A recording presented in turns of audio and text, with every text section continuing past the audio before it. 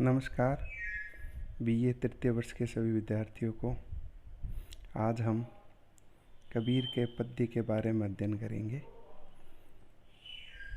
दुल्हिन गावो मंगलाचार, हम घरी आए हो राजा राम भरतार। तन रत करी मैं मन रत करी हूँ, पंच तत्व बराती। राम देव मोरे पाहुने आए, मैं जोबन में माती। शरीर सरोवर बेती करी हूँ, ब्रह्मा वेद उचार। रामदेव संग भांवरी लेव, धनी धनी भाग हमार। सुर 33 कौतिग आए, मुनीर सहस 88। कहे कबीर हम ब्याही चले, पुरुष एक अविनाशी।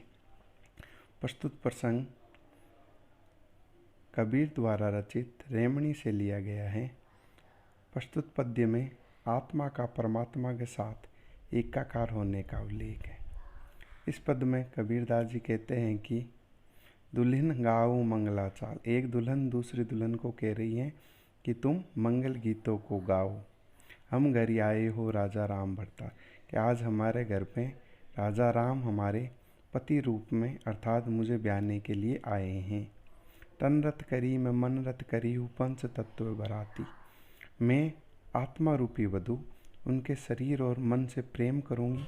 यह प्रेम शरीर से ही संभव है, इसलिए शरीर विधायक पंच तत्व मतलब आकाश, पृथ्वी, जल, अग्नि और समीर, ये बराती बन कर के आए हैं।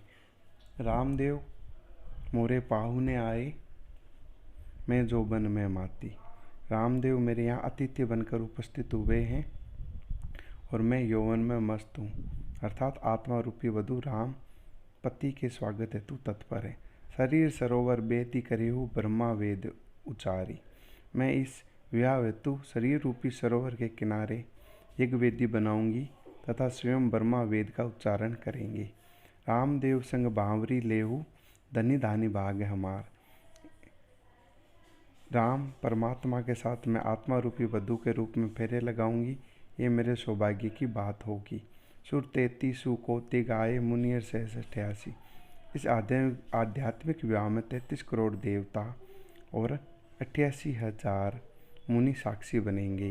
कहे कबीर हम ब्याही चले, पुरुष एक अविनाशी। कबीरदास जी कहते हैं कि मेरी आत्मा रूपी वधू परमात्मा रूपी राम से ब्याह करके ससुराल चली जा रही हैं। इसके बाद इसमें आता है विशेष में इसकी भाषा सदुकड़ी भाषा है, जिसमें अवधी, ब्रज, खड़ी और क्षेत्रीय भाषाओं का संयोग है, जिसे सदुगड़ी भाषा कहा गया। रहस्यवाद की अभिव्यंजना देखने को मिलती है तथा इसकी राग गौड़ी है। इसमें अलंकार, अनुप्रास और सांग रूपक अलंकारों का प्रयोग किया गया है। साथ ही इसके साथ हम शब्दार्थ देखते जाते हैं। शब्दार्थों में रति से तात्पर्य प्रेम, दुल्हन अर्थात दुल्हन, पंच तत्व मतलब 5 तत्व, आकाश, जल, पृथ्वी, वायु तथा पाहुने से तात्पर्य मेहमान से हैं। बावरी विवाहों के समय लिए जाने वाले 7 फेरे हैं।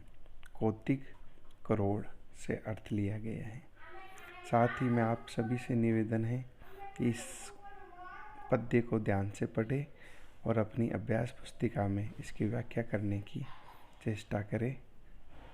और इस संबंध में अगर कोई किसी प्रकार की आपको दिक्कत है तो मुझे अवश्य पूछें। नेक्स्ट क्लास में हम कबीरदास जी के अन्य पद को लेकर के आपके समक्ष हाजिर रहेंगे।